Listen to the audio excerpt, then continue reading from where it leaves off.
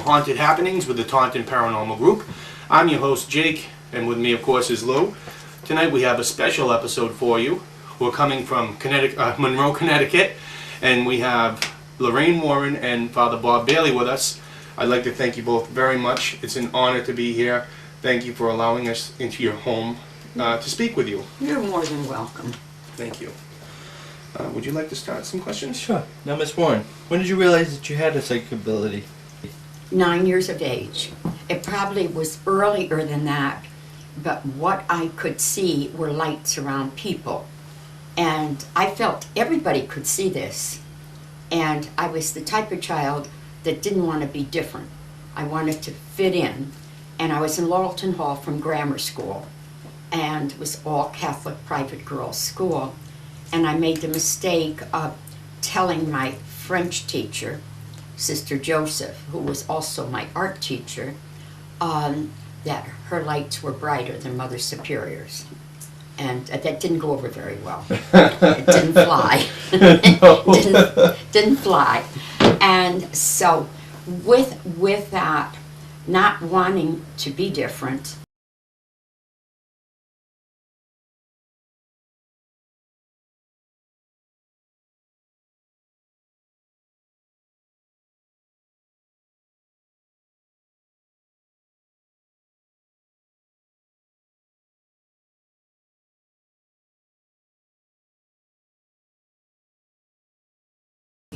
they tried to understand what I meant when I could see these lights around people. So as the result of feeling I was putting pressure on them or making them upset, I suppressed it, but it did not go away. And I began realizing that it wasn't just people that had lights around them, that it was animals that had lights. It was flowers, it was trees, it was everybody. I could see these lights around. And from that, I developed this thing about, I was almost fanatical about the fact that I couldn't bear to see somebody cut a tree down. Oh. And of course, my love of animals, probably that is the reason. Because of this, I told you about being able to soon be with the big animals. Right. And I'm sure that I'm going to see the auras, and I want to see the auras of these animals also. I've never been that close. You know, I've never been in Africa, Right. or where these large animals are. But it started about that time. I did suppress it. I really did suppress it. I didn't talk about it because nobody else talked about it. That meant that I was the only one. And was it confusing to you, maybe not knowing what was happening? Yes, it was. Until I met Ed. Now, I had no interest in going out with boys. My schooling was important to me. My family, the things I was doing for the church, all of this was important to me. But having a boyfriend wasn't. And the only reason I can think of for that is because of the fact I was in an all-girls school, and I was only 16 years old. But I was home for the summer, and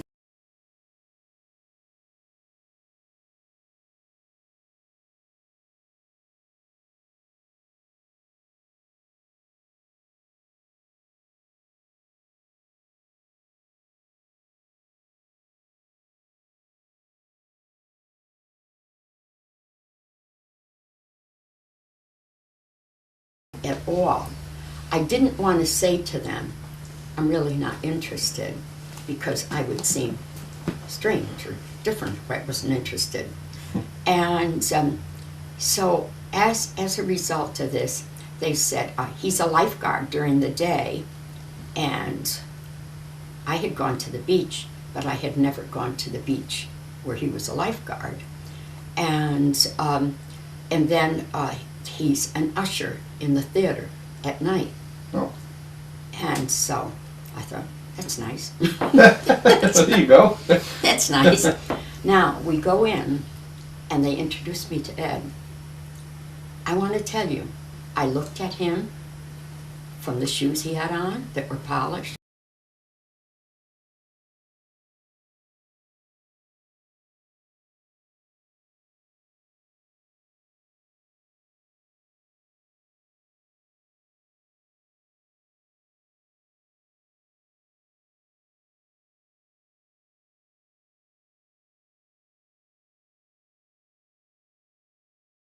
An air raid. Seems foreign. Oh wow. But this was 1943, and there was an air raid, and there's a lot of defense factories in Bridgeport. We had moved to Bridgeport from Milford, and so we had to wait for an all clear. Oh. When I think about it now, you know, we didn't think much about that at all, but I think, you know, if we were a little more educated, we realized how scary it really was. Oh, absolutely. And then later, you know, we found out that these submarines came so close and like that. Mm. So he left the theater with us. And he said, I'll buy all you girls a Coke at Rich's. We were on Old Mill Green on Boston Avenue, Bridgeport. And Rich's was like a little ice cream place. So we went in, and I ordered an ice cream soda. I never drank like Cokes and stuff like that. And I still don't. I still don't like. I don't either. Makes two of us. So anyway, he kidded me. He kidded me from then on. All the time that he knew I was a gold digger from the first night he met me. Because I liked ice cream soda. And he, you know, all the other girls, you know, ordering nickel Cokes. Oh. That was a few years back. Yes, Yeah. honey, that's few. So then we walked. He said, I'll walk along with you home. His house was going to come first. And he's walking backwards and talking to us. He knew these girls. And talking to us. And then we got to his house. And the girl said, wow, we're already to your house, Ed. And with that, he started to run across the street. He says, okay, nice to meet you, Lorraine. And he ran across the street and up the stairs into his home. And I didn't see that young, athletic, 142-pound boy.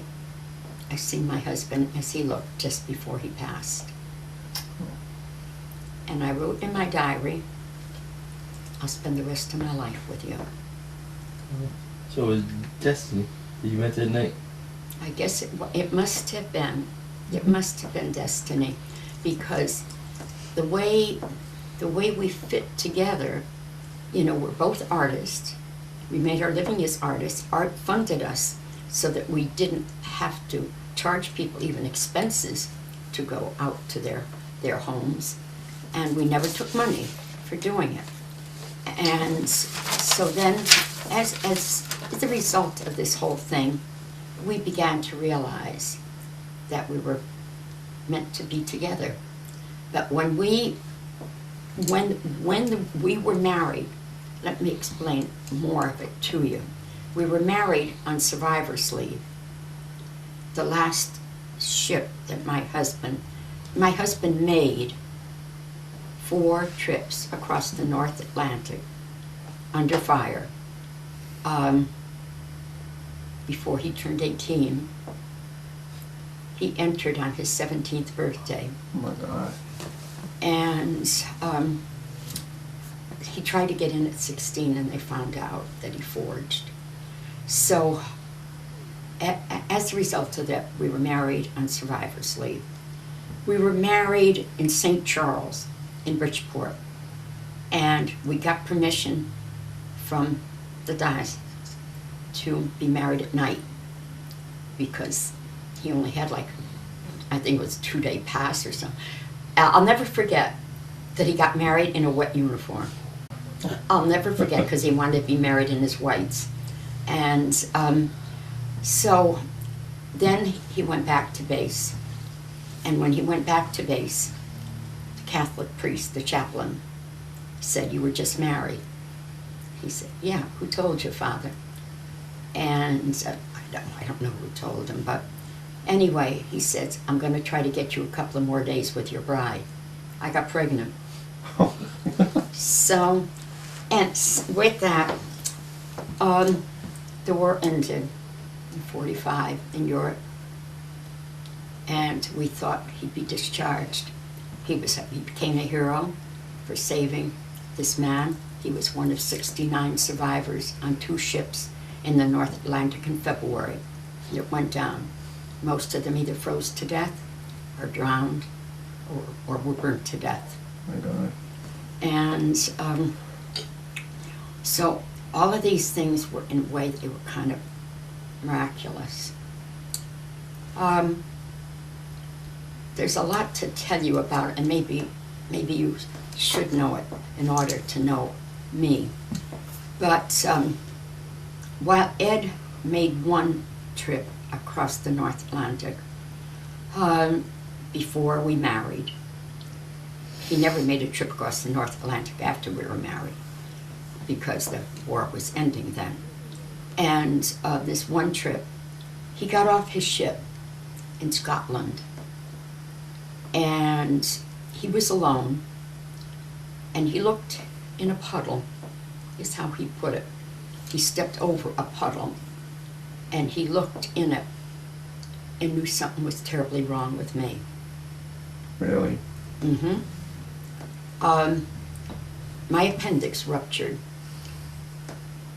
The doctors did not want to operate because they told my parents it was useless, that I wasn't going to make it because the poison had gone already through my system. I had an experience where I could see my father outside of my room at this Catholic hospital. I could see a nun, and I could see my mother at the foot of my bed. And I could see a sailor kneeling down next to my bed. That was your husband? He was my boyfriend. Oh, boyfriend at the time. Yes. And I was above it.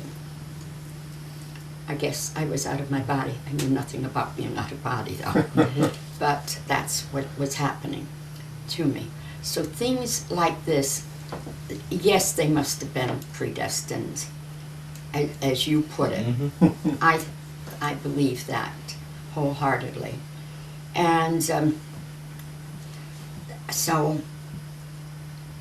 with all of this, when we did get married, and thought he was going to be discharged, he was sent to Japan. He was sent to the West Coast for the invasion of Japan.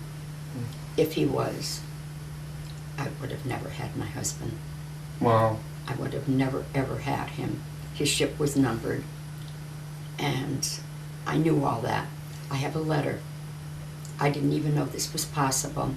I have a letter. I have all his letters in my Laurelton Hall briefcase.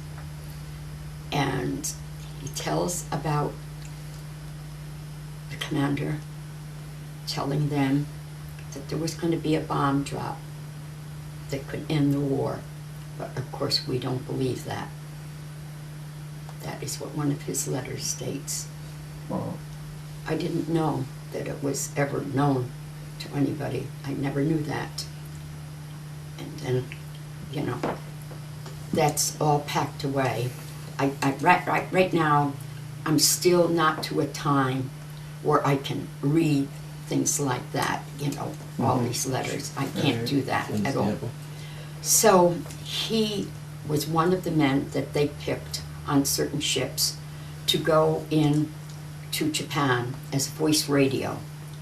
They asked him if he knew anything about voice radio. They asked a lot of sailors on a lot of ships.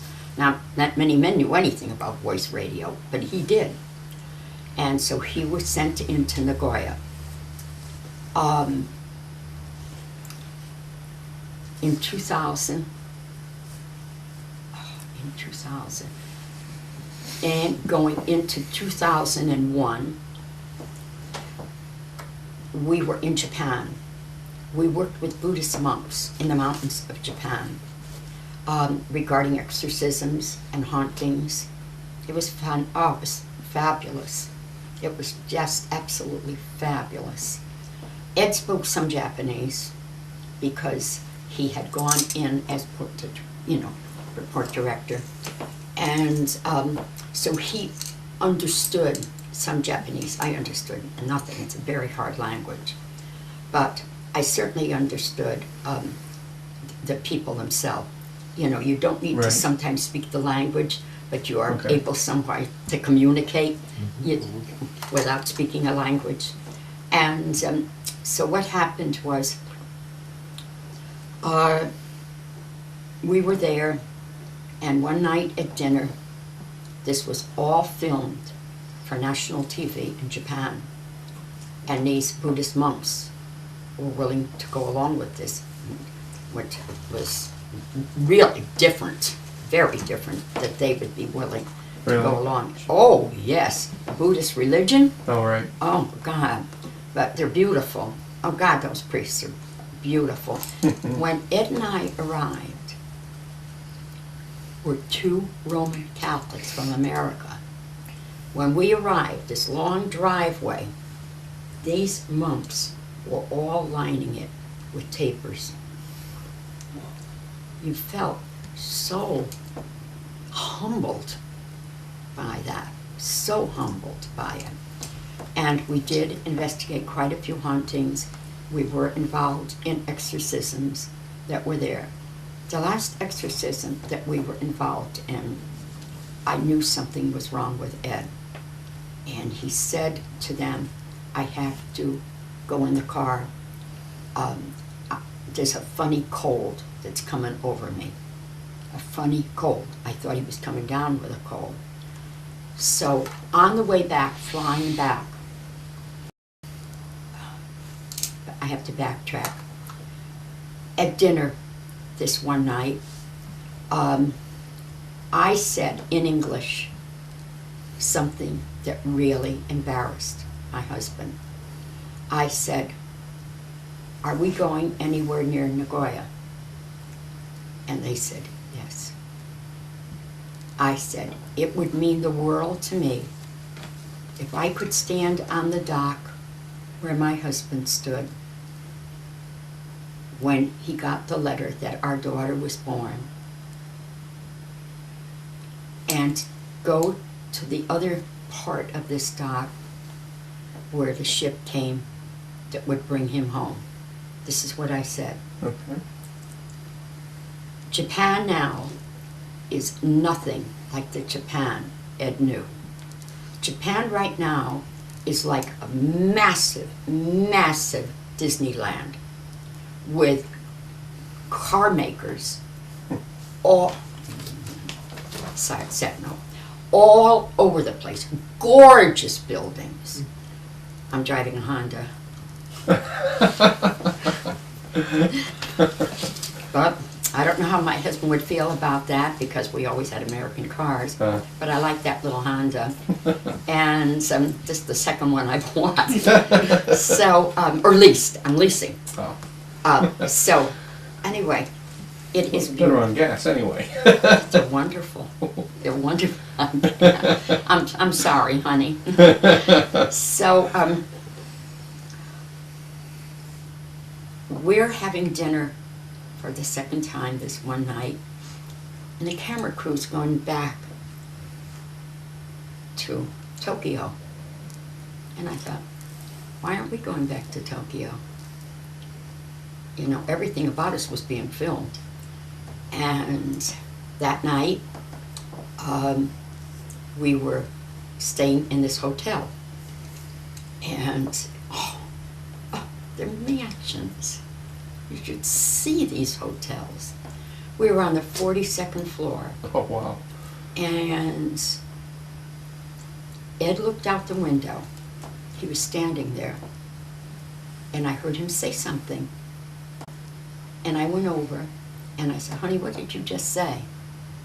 He nodded his head. Honey, what did you say? I said, Nagoya, another time, another place. And he put his arm around me and said, "You don't think it looked like this when I was here?" He Right. said, see, there was no naval base. Ed lived with MacArthur's army as a naval man. But he said, "You don't think it looked anything like this?" He said, "The only way I could find my way back if I ever went off base would be through the smokestacks." Wow. So then that day we were involved in huntings around there, like where the samurai warrior had his home and was tore down. Ed was given the samurai warrior's hat and everything. It's downstairs, yes. Wow. Beautiful. So we were doing that. We were having dinner there again that night. And then on the way back, we were supposed to be going back to Tokyo. And we were going to drive back. We weren't taking the fast train. You know, they have the fast train. Mm-hmm. Oh, you should see how fast you get around there. Wow. Yeah. You really get around fast. I'd probably go to New York in 10 minutes. Wow. Oh my goodness. And you go by Fuji and everything. So anyway, we're going. And I said, "We're not going back the same way we came."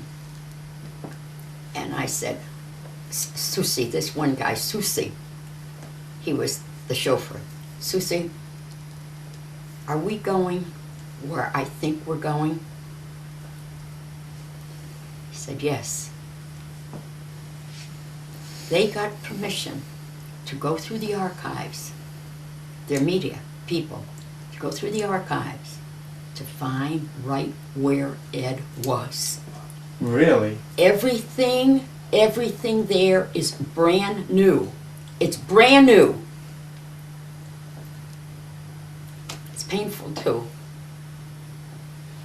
And that area is all boarded off with great big fences. It's a Mitsubishi warehouse. That's where he lived with MacArthur's army. Wow. His office was like on a second floor. They lit it. Nothing had changed. The wainscoting, nothing. They had it all lit. He got emotional. He got I'm sure. very Oh my emotional. God. You He made walked down the dock. Then he came back and he put his arm around me and he said, "This is where I was standing when I got the word that Judy was born." Wow. And then he walked up and he said, "And this is where the Hat Creek came in, the ship that took me home." On the way back on the plane, he said, "Honey, we just made full circle in our lives."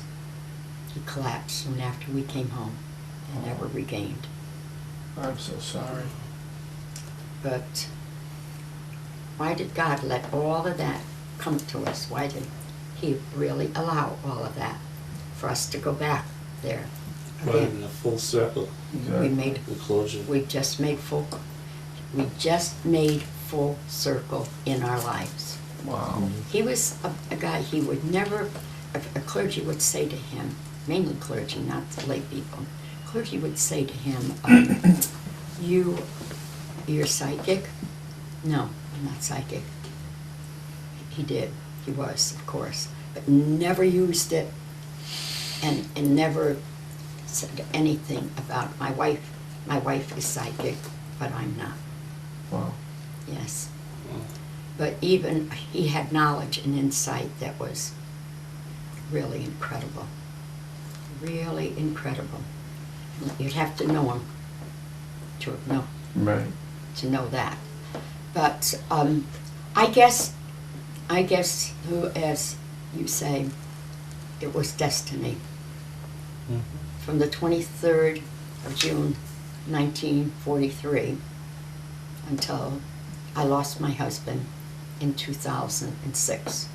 I took care of him for 4.5 years. He was full care patient. That was his room over there behind, right there. That's our bedroom, but The room where the hospital bed was right over there.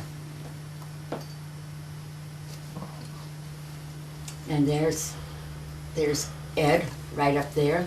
That's how Ed lived just before he passed, right up there on top. And that's how Ed looked when we were married. Huh. That was that naval picture. And I'll show you our wedding picture. Wow. That's our life. It's an unbelievable story. Really. That's really who we are. Again, it's been an honor to talk with you. We're two people that I guess God had plans for. Absolutely. Can I ask you, not to get off that, but you obviously came in to know Father Bob. Yes, And that's how, been a how did pleasure. that come about? Oh, that was wonderful. I actually met Father Bob through Paranormal State, Okay. and we became friends right off the bat. See, my maiden name is Moran, Mm-hmm. and Bailey. You know, two Irishmen, you know, and when they get together, they don't separate real fast. So, in fact, don't forget, I'm going to Ireland in November. My family is from Ireland, and so we're going there. So when I was talking to our parish priest, he said, "What part?" I says, "Northern." Northern. A good Catholic like you is going to Northern Ireland? I said, "Father, be a little more open-minded. My relatives came from Southern Ireland, but I'm going to Northern Ireland to the university to speak." So you feel like that was some sort of destined meeting as well? I know Oh, yes. you said, Father, that there are no coincidences, No, that there's no things coincidence. always happen for a reason. And then at one point in our career, oh God, I don't know how far back, 1974. So we were probably at that time, regarding going public, that happened in the very late 60s.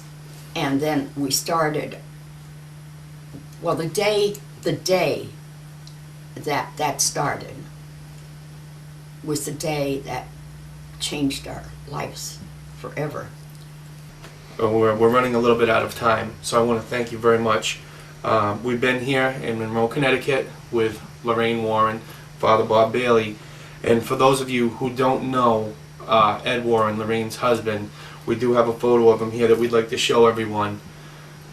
This has been a talk about her life with Ed, their experiences. It's been such a pleasure to be here. Thank you so much for this. You're This has welcome. been an honor on behalf of myself and our group. Thank Father you. Bob, thank you. For those Mary of you Poppins. out there, Mary Poppins. as he calls it, the paranormal Mary Poppins. With that, I'm Jake. And I'm Lou. Good Good night. night.